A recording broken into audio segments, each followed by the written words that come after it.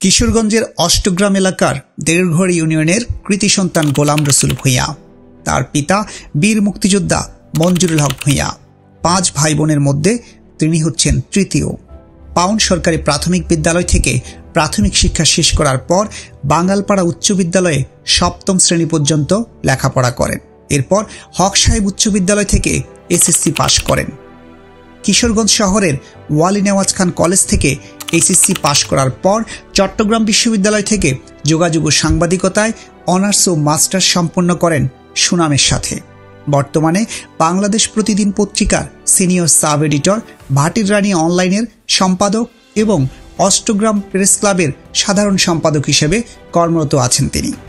একজন সাংবাদিক ও হাওর উন্নয়ন কর্মী হিসেবে লেখালেখির মাধ্যমে অষ্টগ্রামের সাধারণ মানুষের জন্য অবিরত কথা বলে যাচ্ছেন। নিজেকে যুক্ত রেখেছেন বিভিন্ন সামাজিক, সাংস্কৃতিক ও ক্রিয়া সংশ্লিষ্ট কার্যক্রমে। গোলাম রসুলের মতে জনপ্রতিনিধিকে অবশ্যই মানুষের কাছের হতে হয়, মানুষের কাছে থেকে তাদের দুঃখ জানতে হয়। জনপ্রতিনিধি এমন একজন হবে যার কাছে আপনার ন্যায্য দাবি পৌঁছাবেন আর সেই দাবিকে নিজের মনে করে লড়বেন। এমনটাই মনে করেন কিশোরগঞ্জের হাওড় এলাকার এই কৃতি সন্তান। চট্টগ্রাম বিশ্ববিদ্যালয়ে সাংবাদিকতায় স্নাতকোত্তর সম্পন্ন করে দেশের প্রথম সারির একাধিক দৈনিক পত্রিকায় সুনামের সাথে কাজ করেছেন প্রায় 1 দশক। এত কিছুর মাঝেও অষ্টগ্রামকে আপন করে রেখেছেন তিনি।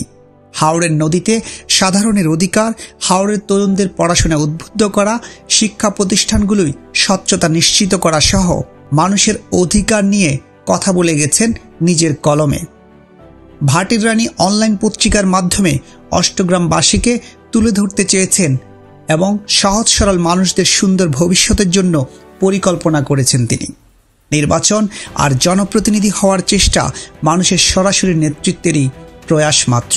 গোলাম রসুল মনে করেন সহজ সরল মানুষের কাছ থেকে, তাদের সামনে থেকে সাধারণের অধিকার আদায়ের নেতৃত্ব আর সুস্থ জীবনের অধিকার প্রতিষ্ঠায় সহায়তা করাই তার লক্ষ্য।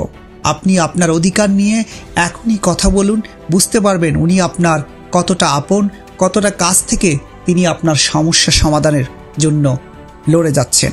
আপনি আপনার ভবিষ্যৎ নেতৃত্বকে সেফ হ্যান্ডে দেখতে চাইলে আপনার সমর্থন নিশ্চিত করুন। দেশের সেবা তার রক্তে, একজন মুক্তিযোদ্ধার সন্তান তিনি। আসুন আমরা সবাই তার নেতৃত্ব প্রতিষ্ঠার চেষ্টায় সমর্থন করি, অষ্টগ্রামের সুন্দর ভবিষ্যতের অঙ্গীকারে সামিল হই।